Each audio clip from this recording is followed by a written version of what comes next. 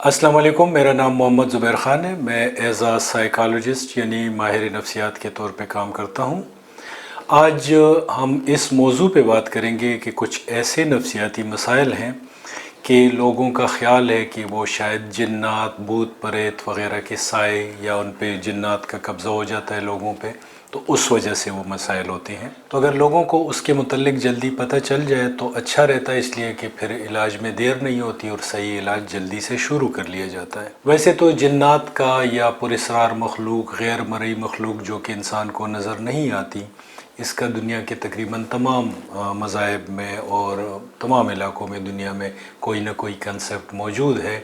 और वहाँ के अकायद के मुताबिक लोग मुख्तलिफ़ किस्म की इस तरह की पुरस्रार मखलूक पे यकीन रखते हैं। मुसलमानों में जिन्नात का तसव्वुर है और इसके मुतल्लिक लोगों की मुख्तलिफ़ अपने अकायद के और फ़िरक़ों के लिहाज से मुख्तलिफ़ राय है। तो हम देखते हैं कि वो कौन से नफ्सियाती मसाइल हैं कि जिनको लोग कन्फ्यूज़ करते हैं कि उसकी वजह जिन्नात हैं। तो इसमें सबसे ज़्यादा जो स्टडीज़ में पाया गया वो मसला है स्लीप पैरालिसिस का। स्लीप पैरालिसिस में ये होता है कि एक शख्स जाग जाता है मगर वो अपने जिस्म को हरकत नहीं दे सकता। वो कोशिश करता है कि अपने अज़ा को हरकत दे मगर उसको मुश्किल होती है। तो बहुत से मुसलमान मुल्कों में इसके मुतल्लिक ख्याल है कि ये कोई जिन भूत वग़ैरह का जो असर है वो इंसान को पकड़ लेता है, जकड़ लेता है, जिसकी वजह से इंसान हिलजुल नहीं सकता। अमूमन ये कैफ़ियत दवाइयों की वजह से भी होती है, वैसे भी टेम्प्रेरी कैफ़ियत होती है, बाज़ दफ़ा लोगों को शुरू हो जाती है और ख़ुद ब खुद ख़त्म हो जाती है। अब हम आगे चलते हैं तो हम जिक्र करते हैं डिसोसिएटिव आइडेंटिटी डिसऑर्डर या जिसको डिसोसिएटिव पर्सनैलिटी डिसऑर्डर या पहले जिसको मल्टीपल पर्सनैलिटी डिसऑर्डर या डुअल पर्सनैलिटी डिसऑर्डर कहा जाता था। उसमें यह है कि एक शख्स की शख्सियत के कई पहलू बन जाते हैं, बल्कि उसके अंदर मुख्तलिफ़ शख्सियतें बन जाती हैं और कभी एक शख्सियत उस पर काबिज़ होती है, उसका बिहेवियर उस तरह का होता है और कभी कोई और शख्सियत उसके रवैये को कंट्रोल करना शुरू कर देती है। जैसे कि मैं एग्जांपल दूंगा कि एक औरत है, उसकी 6 पर्सनैलिटीज़ बन गई। अब 6 पर्सनैलिटीज़ में एक पर्सनैलिटी उसकी बच्ची होती है, तो जब वो बच्ची वाली पर्सनैलिटी उस पर कब्ज़ा कर लेती है तो उसका पूरा जो रवैया होता है बच्चों जैसा होता है, बच्चों जैसे काम करती है। और मुख्तलिफ़ किस्म की और पर्सनैलिटी थी मगर एक पर्सनैलिटी उसकी ये थी कि जिसमें वो मर्द थी। तो जब मर्द वाली पर्सनैलिटी उसके ऊपर कब्ज़ा करती थी तो वो फिर मर्दों जैसी उसकी आवाज़ हो जाती थी, मोटी आवाज़ हो जाती थी, मर्दों जैसे कपड़े पहनती थी, मर्दों जैसे ताल्लुकात रखती थी और उसकी ताकत में भी इजाफा हो जाता था। यानी मर्द जिस तरह मजबूत एक शख्स जो काम कर सकता है वो सारे काम वो कर सकती होती थी। मगर diagnostic and statistic manual of mental disorder dissociative identity disorder में फर्दर जिस कंडीशन का जिक्र करता है उसको वो कहता है डिसोसिएटिव ट्रांस डिसऑर्डर। तो इसमें एक शख्स ट्रांस की कैफियत में होता है,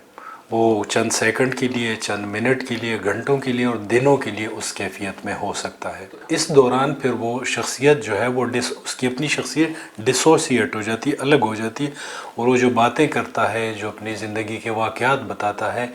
यूँ लगता है जैसे कि वो जो दूसरी शख्सियत जो उसके ऊपर पुरस्रार शख्सियत जिसने कब्ज़ा किया हुआ था वो बोल रही है। और इसमें जैसे कि मैंने कहा आवाज़ भी बदल सकती है और जैसे लोगों में हो सकता है ताकत भी ज़्यादा आ जाए, अगर लोग उनको पकड़ने की कोशिश करें तो काबू करना उनके लिए मुश्किल हो जाए। अब इसकी वजह क्या होती है तो 90% केसेस में पाया गया है कि ऐसे लोगों का बचपना जो है वो ऐसे हालात में गुजरा है कि जहाँ पे उनको शदीद ज़हनी दबाव से गुजरना पड़ा है। दूसरी जो बड़ी वजह है वो ये है कि उस वक्त जिस कैफियत से जो शख्स गुजर रहा होता है वो उसके लिए इतनी शदीद ज़हनी दबाव का बायस होता है कि वो उससे ज़ाहिर है कि जिस्मानी तौर पे उन हालात से तो नहीं निकलता कि वो इस तरीके से ज़हनी तौर पे उस कैफियत से अलग हो जाए। और अमूमन उन लोगों में भी देखा गया है कि जैसे कि सिगमंड फ्रॉयड ने कहा कि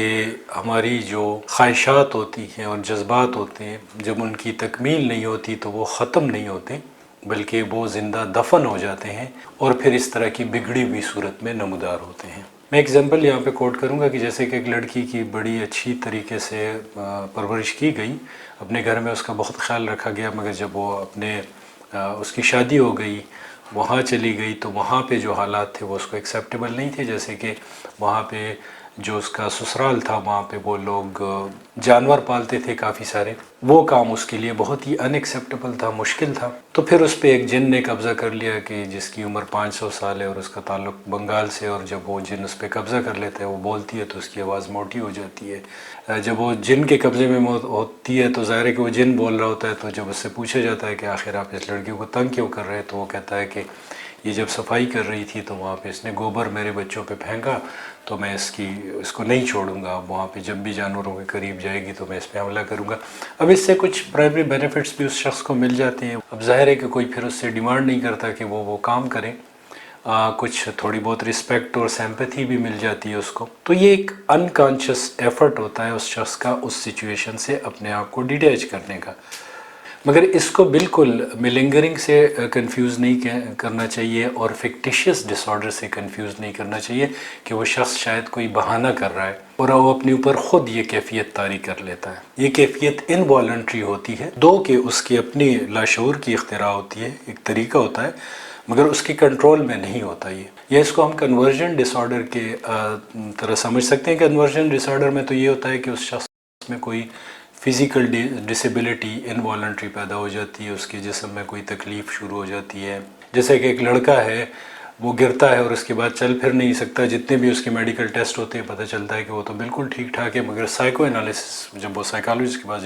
لے جاتے ہیں پتہ چلتا ہے کہ اس پہ بہت زیادہ پریشر ہے پیرنٹس کا اور ان کے کوچز کا کہ وہ ایک اچھا ایتھلیٹ بنے، جو کہ اس کے لیے پاسبل نہیں ہے اس پریشر کو برداشت کرنا۔ تو اس صورت میں پھر وہ کنورژن ڈس آرڈر میں بدل جاتی ہے اور اس کی جسم میں کوئی نہ کوئی ڈسیبلٹی پیدا ہو جاتی ہے، جس کے ذریعے وہ اس تکلیف سے بچ جاتا ہے۔ مطلب میرا یہ ہے کہ اس کی شخصیت تو وہی رہتی ہے، مگر کوئی جسمانی ڈسیبلٹی جو ہے وہ سامنے آ جاتی ہے، اس میں جو ہے وہ شخصیت بالکل چینج ہو جاتی ہے۔ اب اس میں جو سائیکالوجسٹ کے پاس جب ایسے لوگوں کو لے جایا جاتا ہے تو ان کے پاس سی بی ٹی اور سی بی ٹی کے کافی سارے میتھڈز ہیں، جس میں اے سی ٹی ہے اور اس کے علاوہ ای ایم ڈی آر کے اس میں بہت اچھے ریزلٹ ملے ہیں، اور بہت سے سائیکالوجسٹ اس کا ہپنوسس کے ذریعے بھی علاج کرتے ہیں۔ مگر یہ بات میں یہاں پہ ریپیٹ کروں کہ ڈسوسیٹیو ٹرانس ڈس آرڈر جو ہے، اس میں کسی طرح کسی کو ٹارچر کرنا، تکلیف دینا، مار پیٹ کرنا اور یہ سمجھنا کہ یہ خود اپنے اوپر یہ کیفیت طاری کرتا ہے، تو اگر اس کو کسی طور ڈرایا دھمکایا جائے تو یہ بہتر ہو جائے گا، یہ اپروچ بالکل غلط ہے۔ ڈسوسیٹیو ٹرانس ڈس آرڈر ایک نفسیاتی مسئلہ ہے اور اس کے علاج کے لیے ماہر نفسیات کے پاس جانا چاہیے۔ شکریہ۔